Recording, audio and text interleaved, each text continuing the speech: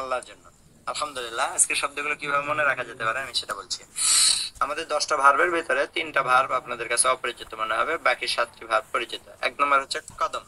কদ্দামে কদম, আমরা বলি না কদমে কদমে নাকি, মসজিদে কদম ফেলে যেতে হয় মানে কি আগ বাড়িয়ে যেতে হয়। কদ্দামে কদ্দামে মানে আগে কিছু বাড়িয়ে দাও। আর এই কদমটাকে একটু দেখেন র দিয়ে যদি আসে কদর, কদর করা, আমরা বলি না কদর করা। হ্যাঁ, অমুকে অমুকের কদর করছে, আমি আপনার কদর করলাম, আপনি আমার কদর করলেন। কদর মানে কি সম্মান, মর্যাদা। আবার লাইলাতুল কদর, হ্যাঁ, সূরার ভিতরে আছে লাইলাতুল কদর মানে মর্যাদাপূর্ণ রাত।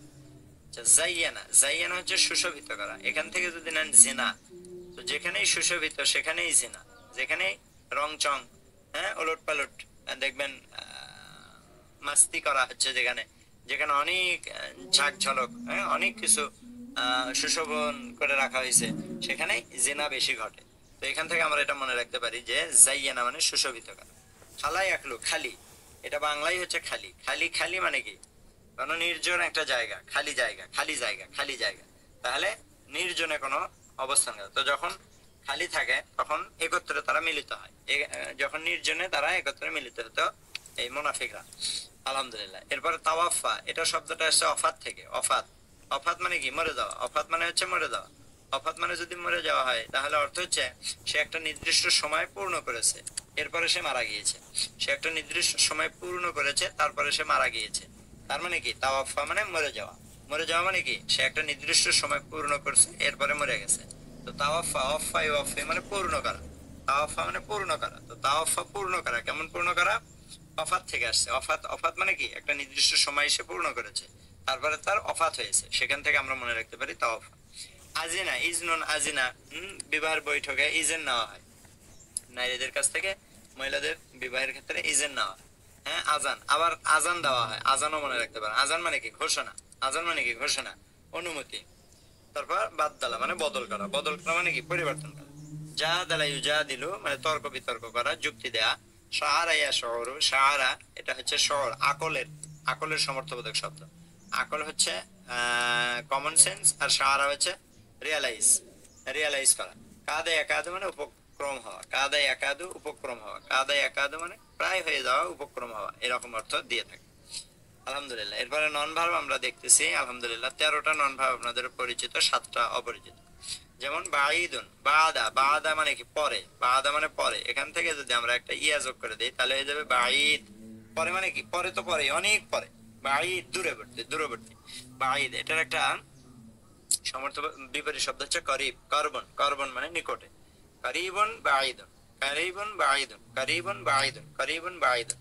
জুনাহুন, জুনাহুন শব্দটি যদি আপনি আরব মানুষকে বলতে বলেন যে জুনাহুন বলেন, তো ওরা জুনা বলতে পারে না, ওরা গুনা বলে।